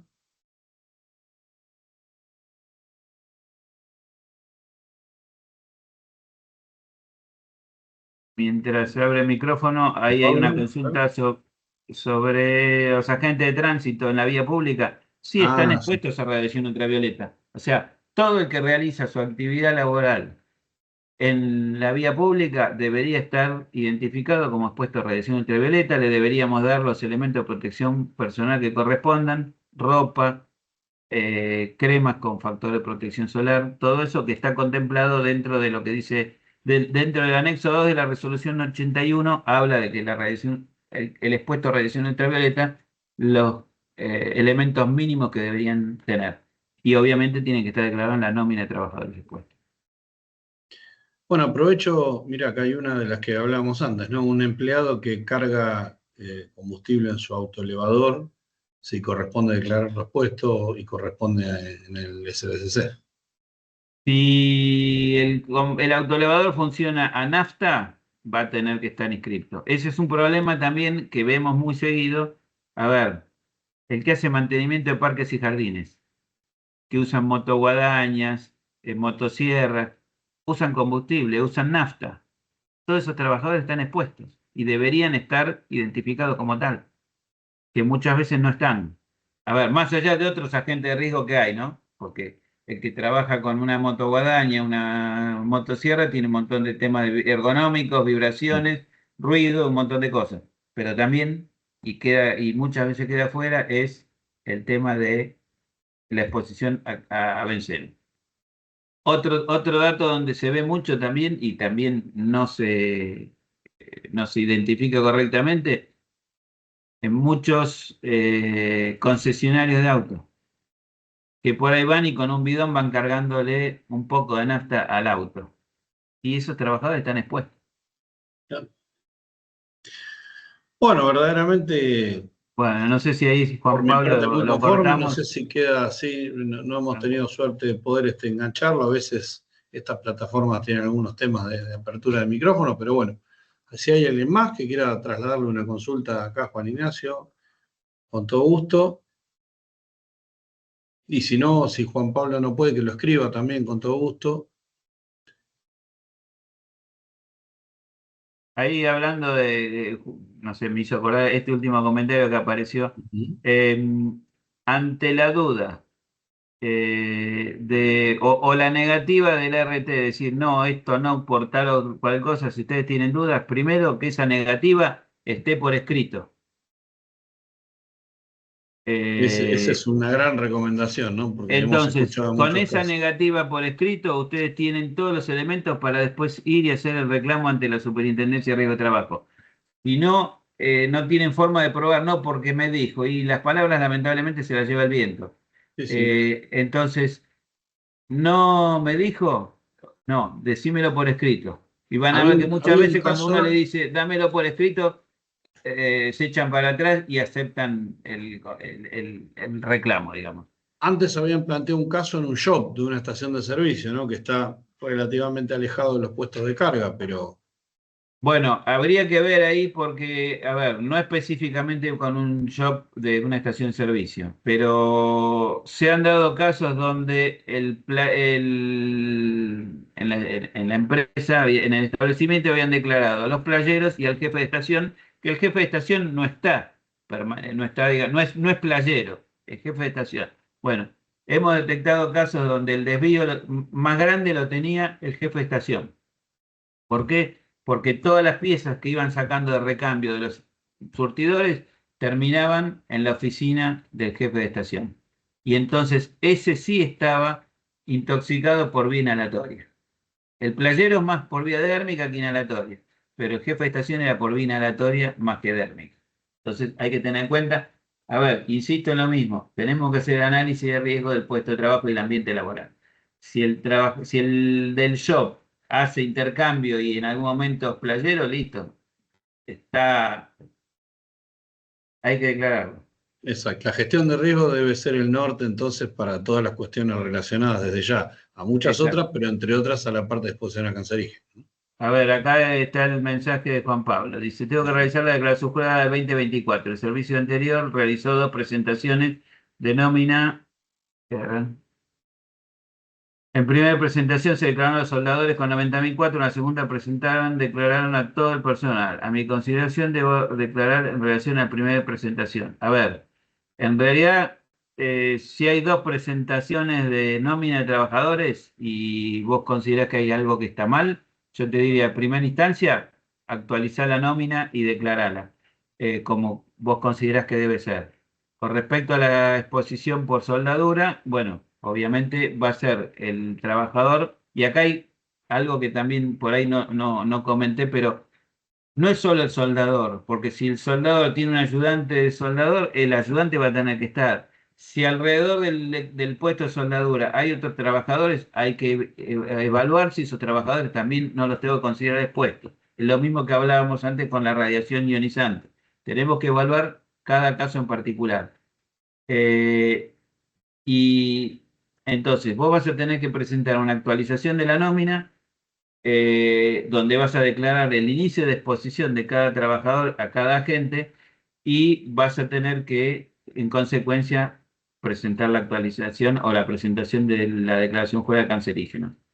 La declaración jurada de cancerígenos, si vos durante el año te das cuenta que te olvidaste algo o por lo que fuere, surge que hay que modificarla, se puede hacer una actualización de la declaración jurada. No es que, la hice y no la puedo volver a hacer hasta el año que viene, no. De hecho, hay casos donde el empleador tiene muchos establecimientos y hace una presentación parcial de un grupo de establecimientos, después continúa y va agregando los otros establecimientos. O sea, eso no hay ningún inconveniente.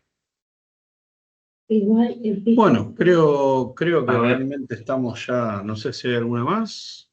Ya vamos cerrando, por supuesto, agradeciendo enormemente toda tu predisposición y todo tu conocimiento.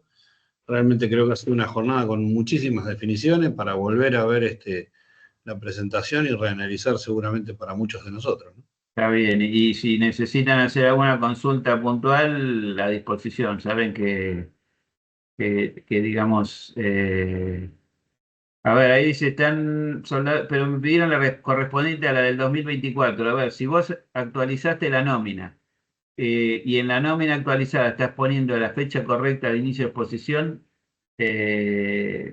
no deberían pedirte en base a la nómina anterior. Y lo otro que hay que tener cuidado es cuando cesa la exposición, hay que declarar el cese de exposición, porque si no ese registro queda abierto. No es borrarlo, porque el sistema de declaración jurada no permite borrar a un trabajador, sino lo que tengo que hacer es darle el cese de exposición. Y ya que está, aprovecho una cuestión más. Porque se ha dado, supongamos que se inscribió en cancerígenos un establecimiento que no tiene cancerígenos, pero por un error de asesoramiento, un error conceptual, el empleador se inscribió y confirmó, o se confirmó automáticamente esa declaración jurada. Cuando uno hace la evaluación, dice, no, che, mirá, vos te inscribiste por un agente que no lo tenés, ahí esa declaración, como decía antes, no se puede dar de baja, no se puede eliminar porque ya está incorporada en el sistema. En esos casos lo que hay que hacer es presentar una actualización e informar como fecha de cese de exposición la misma de inicio de exposición. Y en el campo de observación, es decir, se había informado esta declaración por error y con eso se cierra. El trabajador, digamos, inició y finalizó exposición en el mismo momento y ya no corresponde el considerarlo como expuesto. Tenemos una consulta respecto de personal de limpieza, una nueva que apareció en el chat. Si se circunscribe solamente a cancerígeno a los personal de salud o hepatitis B y C también aplica a personal de limpieza. En la declaración jurada, sí, si hay agentes cancerígenos va a tener que declararlo e incorporarlo, sí, sí. Y después tenemos otra con anticongelantes y demás, que obviamente hay que ver si esos compuestos se encuentran dentro de la lista, ¿no? Hay que ver los componentes, hay que ver el SGA y en base a eso habrá que hacer la declaración que corresponda. No, a ver, ahí habla de una... no sé de qué habla con referencia a tecnología de ácidos inorgánicos o orgánicos. Habría que ver, vuelvo a decir, habría que ver la ficha de datos de seguridad de cada uno de los productos y en base a la clasificación actuar en consecuencia. Así en el aire no puedo decirte. Bueno, después ¿Cómo es lo del cese de exposición? A ver, el cese de exposición. Si vos en el 2024 declaraste 10 trabajadores y ahora en el 2025 hay 8, porque esos 2 dejaron de estar expuestos, vos deberías informarlo. Si es por nómina de trabajadores expuestos, informar la actualización de la nómina y indicando esos 2 trabajadores que estaban expuestos en el 2024 la fecha del cese de exposición.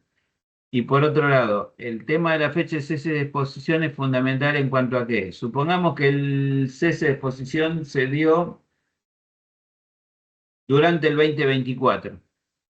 Bueno, vos en la declaración jurada del SBCC 2020, correspondiente al año 2024, a esos 2 trabajadores le vas a indicar la fecha de cese de exposición.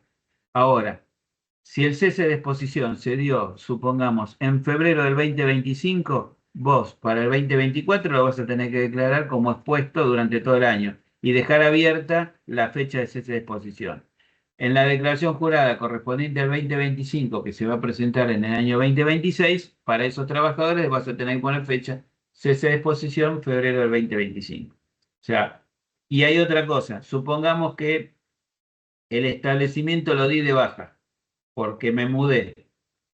Ese establecimiento, yo voy a informar al RT, mira, este establecimiento no está más porque ahora estoy en tal otro lado. Bueno, para el establecimiento que yo di de baja también tengo que informar del año correspondiente al año anterior. Si estuvo vigente durante el año anterior, lo tengo que dar de baja. Así lo haya dado de baja el 31 de diciembre. 31 de diciembre cerré ese establecimiento, bueno, hubo cancerígeno, lo tengo que informar. Sí, claro, la importancia, como es año vencido, de presentar esa declaración jurada y hacerle el cierre formal como corresponde, porque es una declaración año vencido, digamos. Exacto. Ya sea que cesen, que se vayan, que no trabajen más, lo que fuere, que se cierre la última declaración, digamos, año vencido. Correcto. Bueno, acá aparece una de harina, como siempre, no, hay que buscar la ficha de seguridad, tal, no. pero no corresponde. No, como polvo de harina como tal no está. Exactamente. Bueno, de nuevo, muchísimas gracias, Juan Ignacio. La verdad ha sido un placer tenerte, agradecido por estos dos encuentros realmente tan nutritivos para todos nosotros.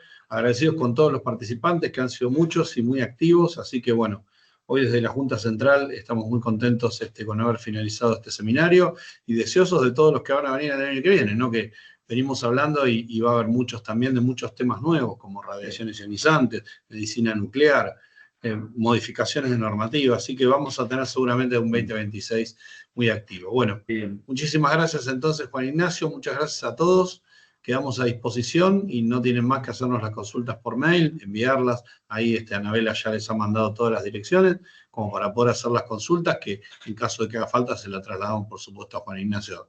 Así les tiro una mano. Sí. Sí, bueno, agradecerles a ustedes la invitación y, como decía, quedo a disposición para cualquier duda, aclaración que necesiten. Ustedes tienen mi contacto, así que... Muchísimas gracias. Muy valioso para nosotros y para toda nuestra comunidad de matriculados y también de invitados, que hoy tenemos muchísima gente que está por fuera de nuestros consejos y eso también nos pone muy contentos. Así que bueno, un saludo grande para todos, agradecerte de nuevo y nos estaremos viendo seguramente el año que viene en próximos cursos y jornadas. Perfecto, bueno, muy bien. Hasta Muchas luego. gracias. Hasta luego. Hasta luego. Gracias a todos. Hasta luego.